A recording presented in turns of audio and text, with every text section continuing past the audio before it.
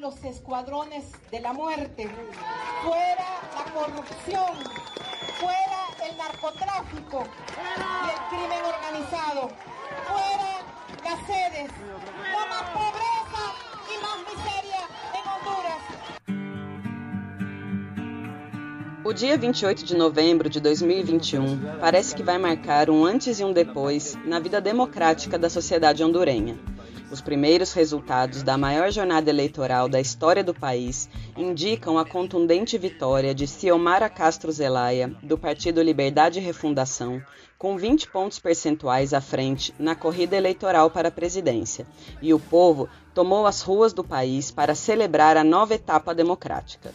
12 anos antes, no dia 28, mas de junho de 2009, as ruas também haviam sido tomadas, mas por militares que tentavam controlar a confusão. Aquela terrível noite marcava o primeiro dos vários golpes de Estado que a América Latina viveria neste início de século. Muito antes da gente falar de golpe brando e lawfare pelas bandas de cá, em Honduras, o então presidente Manuel Zelaya, que a princípio resistiu refugiado na Embaixada Brasileira, teve que abandonar o país, dando passo a um grave período neoliberal, com o assassinato e prisão de defensores de direitos humanos e ativistas, com índices de mais de 70% da população vivendo em pobreza extrema e fluxos migratórios intensos, um verdadeiro êxodo populacional em busca de melhores condições de vida nos Estados Unidos. As feridas deste golpe continuam abertas. As recentes eleições presidenciais em Honduras se deram em um contexto de forte crise social, econômica e política, mas confirmaram a possibilidade de tirar do poder partidos que dominaram a cena política no país nos últimos 100 anos, o Partido Nacional e o Partido Liberal. A vitória de Xiomara, esposa de Manuel Zelaya, pode representar uma nova fase democrática para Honduras e seu povo. Pulso Latino. Começa agora mais um episódio do Pulso Latino, o podcast com mais portunhol de toda a podosfera. Eu sou Marina Almeida e este é um episódio no formato Mini Pulso, um programa um pouco mais curto, com uma dinâmica distinta das nossas já tradicionais entrevistas com debate.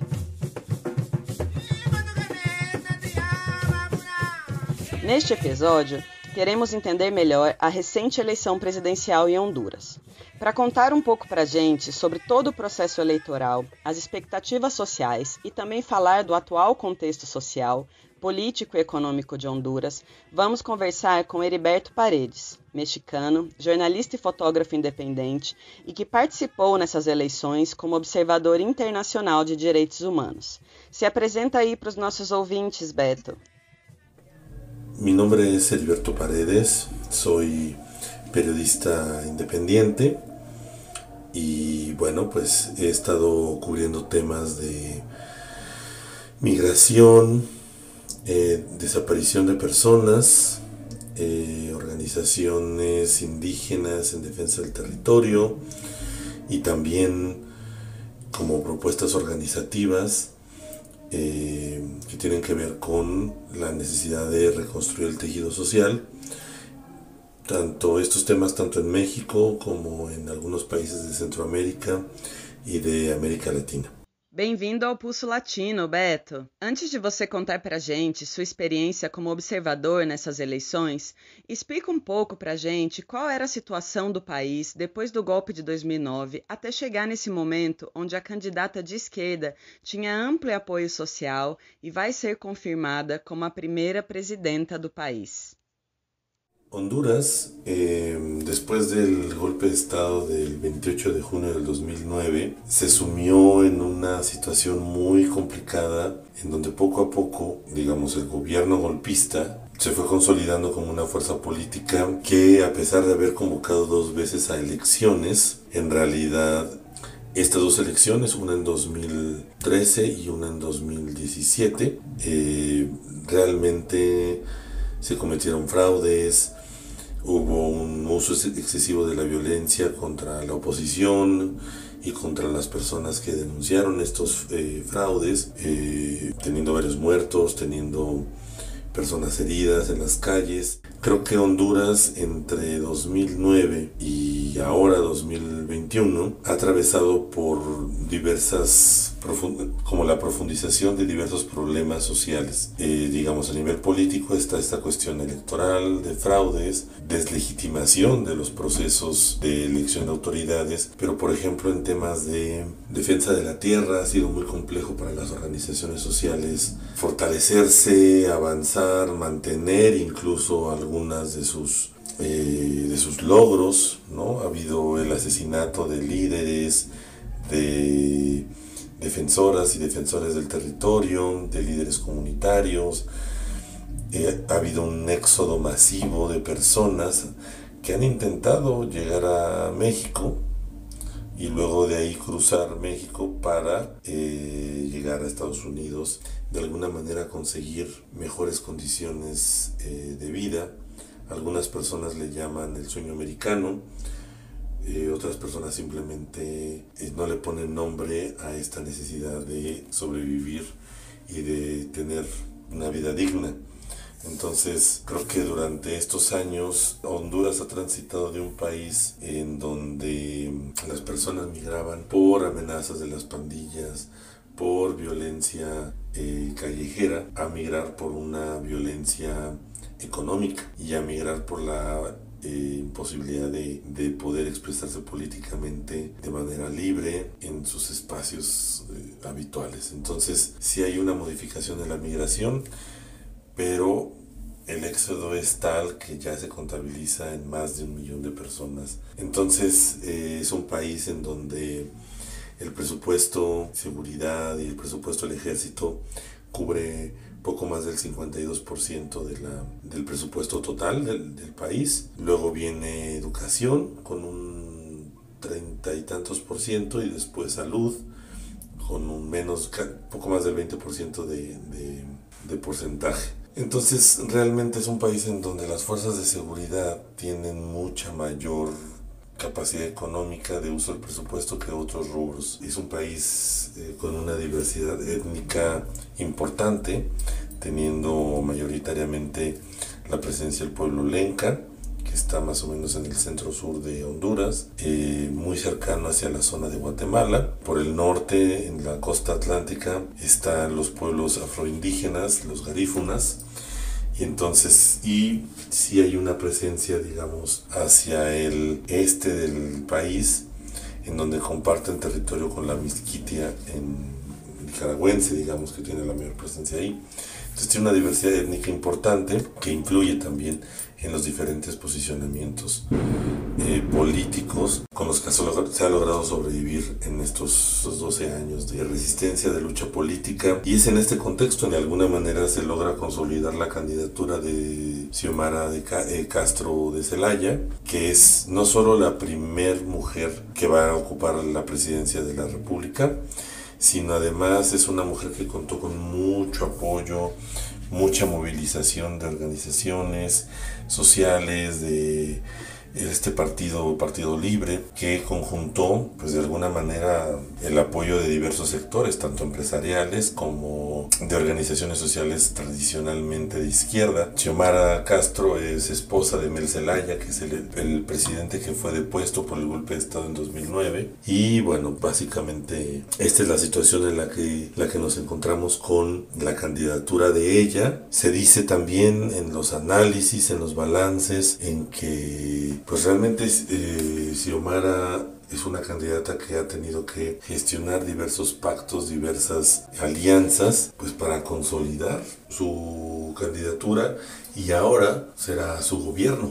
Nada que implique hacer pactos con fuerzas empresariales, incluso con fuerzas de derecha, menos radicales que las que depusieron a la presidencia de Mel Zelaya. Eso implica también una serie de cosas y acciones que durante su gobierno van a tener que realizarse. Esta es la situación y el contexto de Honduras ahora y desde 2009.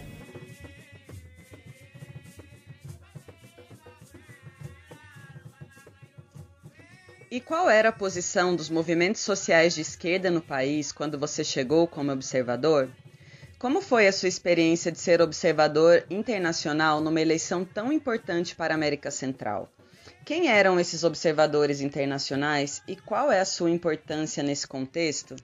Al momento de llegar en la misión de observación, a pocos días de realizarse la elección presidencial y de diputados y del Congreso en Honduras, tuve la oportunidad de tener una reunión, no solo yo, sino la misión completa, tuvimos la oportunidad de tener una reunión con Berta Zúñiga, la hija de Berta Cáceres, una defensora del territorio asesinada en marzo del 2016. Y bueno, pues Berta Zúñiga es coordinadora, actualmente es coordinadora del COPIN, que es la organización que coordinaba su mamá. Y digamos, el COPIN es una organización que tiene mucha influencia en la zona lenca y vela por los derechos territoriales y derechos también de identidad del pueblo lenca. Ha defendido ríos, ha defendido tierras, ha movilizado a mucha gente, tiene un poder también de comunicación importante a través de las radios. Es una organización importante, grande, y a través de Berta Zúñiga pudimos conocer el contexto en donde es una organización que ha perdido liderazgos porque se han ido han migrado, también porque ha sido muy difícil consolidar o mantener más bien proyectos que habían logrado desde los años 90, que tienen que ver con la construcción de proyectos educativos, de poder popular, pero que sin embargo es una organización que se ha mantenido a pesar de todo esto. Entonces, la otra organización que es importante, muy relevante en Honduras es la OFRANE. Tiene la increíble labor de conjuntar, de organizar a los pueblos garífunas, y bueno, ellos tienen una también defensa del territorio muy importante. Sin embargo, su apuesta es mucho más compleja porque ellos no estaban movilizados en este momento con el proceso electoral, a diferencia del COPIN, que a pesar de que su apuesta no es electoral, estaban atentos a lo que podía pasar para apoyar a las protestas en caso de un posible fraude. Entonces ellos estaban más afuera, más dispuestos también a observar lo que pasaba, a denunciar irregularidades, y en cambio Frané se mantuvo mucho más al margen del proceso electoral. Entonces ese fue un poco el contexto de las dos grandes organizaciones. Por supuesto están las organizaciones que buscan a las personas desaparecidas durante la dictadura militar en los años 80, que también estaban a la expectativa de lo que sucediera. Por supuesto también hay organizaciones no gubernamentales que han hecho investigación y que fueron quienes nos permitieron, en específico CESPAT, el Centro de Estudios para la Democracia, que nos permitieron como observadores no solo acreditarnos, sino acceder a un montón de espacios y acercarnos a estas elecciones de una manera muy informada, muy organizada, y lo cual es importante decirlo. La verdad es que ser observador internacional en este contexto, pues la verdad es que es un privilegio porque pudimos constatar algunas irregularidades, pero sobre todo la participación, y esto es una diferencia importante respecto a las elecciones anteriores en Honduras. La participación juvenil fue muy determinante en los resultados porque impidió que se concretara un fraude que podía haber sido realmente posible. Entonces, yo en lo particular he participado como observador en otras elecciones, en las de El Salvador en 2008, donde llega al poder el FMLN. Pues ahí sí hubo mucha más conflictividad. Estas elecciones en Honduras no se reportaron grandes escenarios de violencia, procesos violentos, todo lo contrario, lo cual sorprendió mucho, pero también porque fue una elección muy observada. Había observadores de Estados Unidos, de la Unión Europea, de América Latina. En la misión en la que estuvimos había gente de Colombia, de España, de México, una gran participación de observadores hondureños y hondureñas que se organizaron para verificar que este proceso no derivara en un fraude. Entonces, la mayoría de las personas con las que compartí este proceso de observación eran trabajadores sociales, personas voluntarias, abogados, abogadas, gente que ha tenido militancias políticas en sus países de origen, personas de ese tipo, periodistas, por supuesto, que también estaban interesadas en participar. La certificación de todo lo que sucedió, bueno y malo, ¿no? Al margen o dentro de la legislación electoral, ha sido muy relevante. Creo que nunca he vivido un proceso de observación tan grande en Honduras, y esto definitivamente ayudó a que no hubiera el mismo escenario que sucedió en 2017, en donde realmente el fraude fue complejo, pero al mismo tiempo fue descarado, donde al mismo tiempo hubo mucha violencia y se permitió la continuidad del régimen de Juan Orlando Hernández. A gente ouviu dizer que haviam muitos candidatos, as chamadas candidaturas nanicas, como se diz aqui no Brasil, e que a apuração dos votos ainda não terminou, mas que ainda assim os principais candidatos, antes mesmo de já terem lançado os resultados oficiais, já consideram Xiomara ganhadora.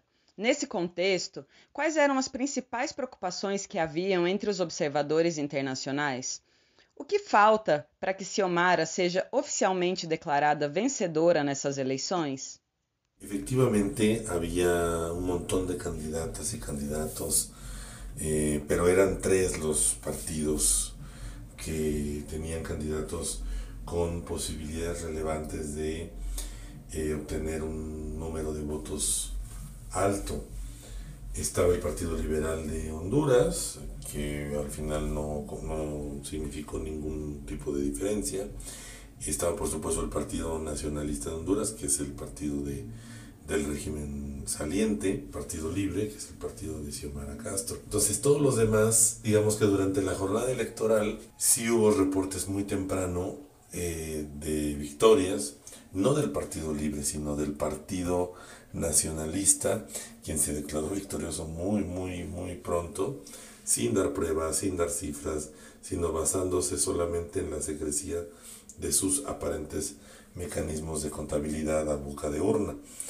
Los demás partidos no figuraron realmente, o sea, los partidos chiquitos no figuraron realmente en la jornada electoral. A mí me sorprendió que algunos medios de comunicación internacionales dieran por hecho la tendencia de victoria de Xiomara muy poco de iniciadas las elecciones, es decir, 2 horas después de iniciar las elecciones.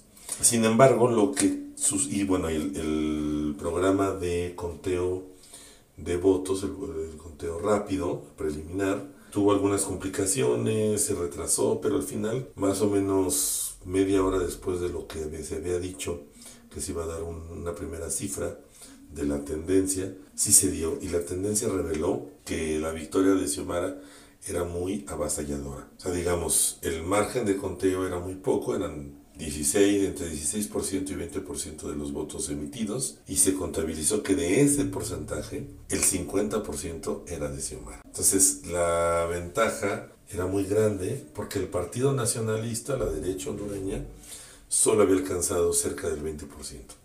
Había un margen importante y esa tendencia se ha mantenido. Lo que sucede ahora es que no se han terminado de contabilizar todas las actas y eso ha impedido que se emita el certificado de victoria.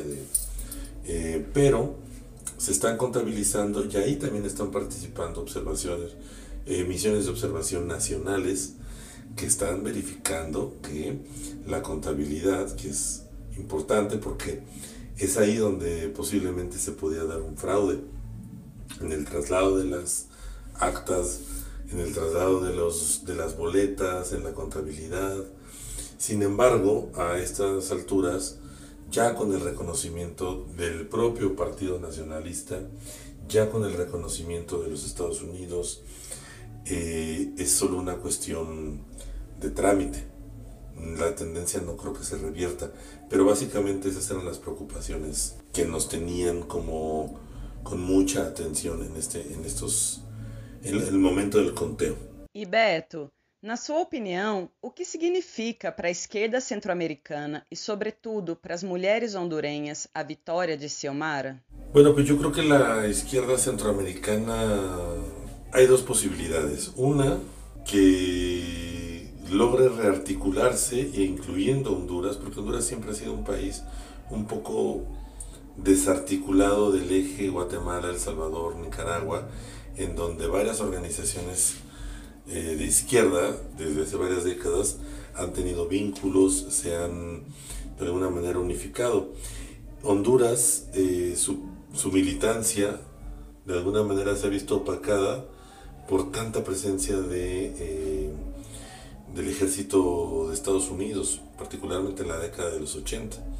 Entonces, creo que la izquierda centroamericana ha encontrado ahora en Honduras, en esta victoria electoral, una especie de espacio para lograr conjuntarse y para de alguna manera gestionar pues transformaciones, ¿no?, en la sociedad. Ahora, realmente creo que esa es una posibilidad, pero la otra posibilidad es que el gobierno de Xiomara no sea lo que se ha esperado que sea, lo que promete ser, porque no es tan fácil como revertir un proceso de muchos años, de muchas décadas de despojo, explotación, de corrupción, de vinculación con organizaciones criminales, de narcotráfico. O sea, no es una cuestión que un gobierno pueda revertir con un par de leyes. Y eso es importante tenerlo claro. Yo comparto mucho la postura que tiene el COPIN, en donde dice, bueno, nosotros sabemos que la lucha no acaba porque los cambios nunca han venido de las instituciones. Entonces podrán gestionarse espacios, podrá haber menos represión, podrá haber un respiro, pero eso no significa que todas las mejoras y las victorias que están buscando las organizaciones sociales vengan de parte del Estado. En general, las leyes del Estado son de control, de cooptación, ¿no? O sea, el Estado que sea. Entonces, creo que hace falta mucho por ver. El programa de gobierno de los primeros 100 días de Xiomara es un programa muy ambicioso, muy complejo porque implica ¿cómo decirlo?, la afectación de intereses económicos muy importantes. Entonces hay que estar al pendiente, del cumplimiento de estos puntos que ha dado a conocer. Y pues creo que para la izquierda centroamericana el volado está en el aire y no hay modo de confiarse. Más bien se tiene que poner el dedo sobre el renglón y estar al pendiente y estar exigiendo que los procesos se inicien, que no se retrasen, que no haya una burocratización de las transformaciones más importantes que requiere Honduras. Y en este sentido, creo que yo no confundiría el hecho de que Xiomara sea mujer a que por ser mujer automáticamente se abra un espacio de reflexión feminista dentro de toda esa transformación social. Creo que hay que ser muy cuidadosos con eso y no dejarnos llevar por asumir que como hay una mujer en el poder o habrá una mujer en el poder, automáticamente eso abre un espacio positivo para todas las mujeres. Creo que errores hay muchos en América Latina, hay muchos en Europa, hay muchos en Estados Unidos, en donde el hecho de ser mujer no implica realmente una transformación feminista de la sociedad. Entonces, creo que ahora se presta mucho para que estos movimientos conformados por mujeres, pero que exigen una transformación de fondo de la sociedad machista en la que vivimos en Centroamérica, para que estas exigencias tengan un cauce, pero son dos cosas diferentes. Que Xiomara sea mujer no garantiza que existe una transformación feminista y que entonces ya haya una equidad de género y que se reduzca la violencia de género. Ahí me parece que hace falta mucho más trabajo de fondo e de base. Para finalizar, queríamos saber quais são os principais desafios que Xiomara enfrentará em seu mandato. E como fica a posição geopolítica de Honduras? Você acha que haverão mudanças significativas para o país? E o que significa para a América Central essa mudança no poder executivo de Honduras?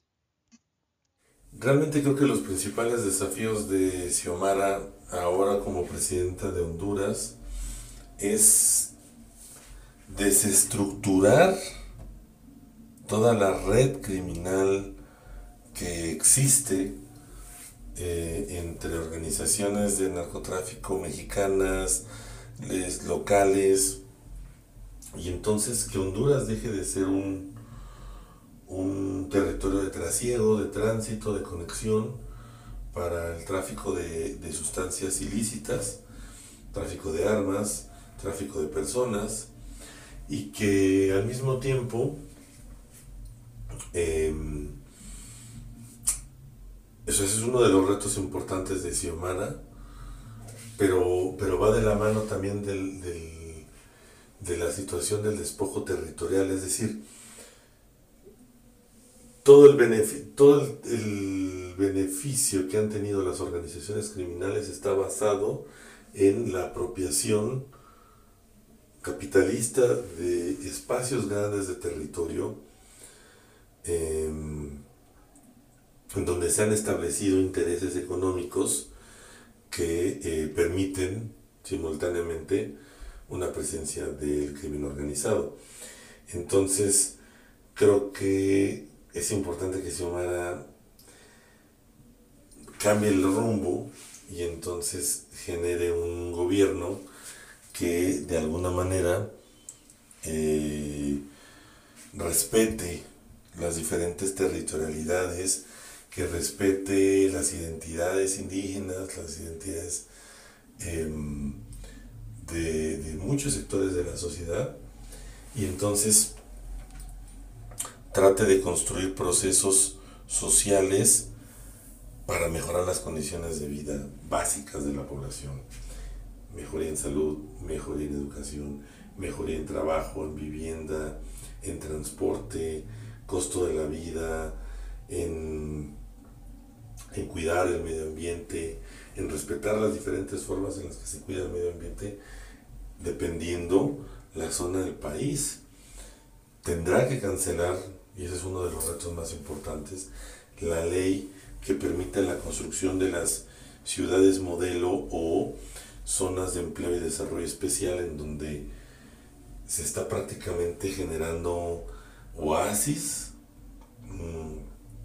para que ricos y cualquiera que tenga las posibilidades económicas vaya a vivir ahí sin una regulación fiscal, sin una regulación de las leyes hondureñas, y básicamente son territorios que prometen el desarrollo, pero realmente lo que hacen es despojar de la tierra a los territorios, a las comunidades y pueblos que normalmente viven ahí, y entonces generan estos oasis para multimillonarios, para empresarios, incluso para criminales. Creo que Xiomara tiene el reto grande y enorme de llamar a una nueva constitución para generar un pacto social distinto, y tiene el reto de hacer justicia, de aplicar la justicia a todos los procesos anteriores, como todas las acusaciones de corrupción al régimen de Juan Orlando Hernández, a las acusaciones de narcotráfico, de delincuencia organizada, a aplicar la justicia al asesinato de Berta Cáceres, y no solo de ella, de todas las personas asesinadas por defender no solo el territorio, sino también una postura política importante, y de alguna manera gestionar la liberación de las personas presas políticas, y al mismo tiempo tendrá el reto de mantener a los Estados Unidos alejados de los intereses hondureños, alejados del territorio, generar una nueva intervención con ese y con cualquier otro país como China o México, y al mismo tiempo tendrá el enorme reto de volverse un ejemplo de gobierno que gestione, que inicie cosas que necesitan mayor plazo para llevarse a cabo. Tal vez el mayor reto de Xiomara es realmente sentar las bases de una transformación social en Honduras que se concretará en periodos de presidencia mucho más adelante. Creo que es importante la victoria de Xiomara, pero no es definitiva en el sentido de que no rompe necesariamente con los planes geopolíticos en la región.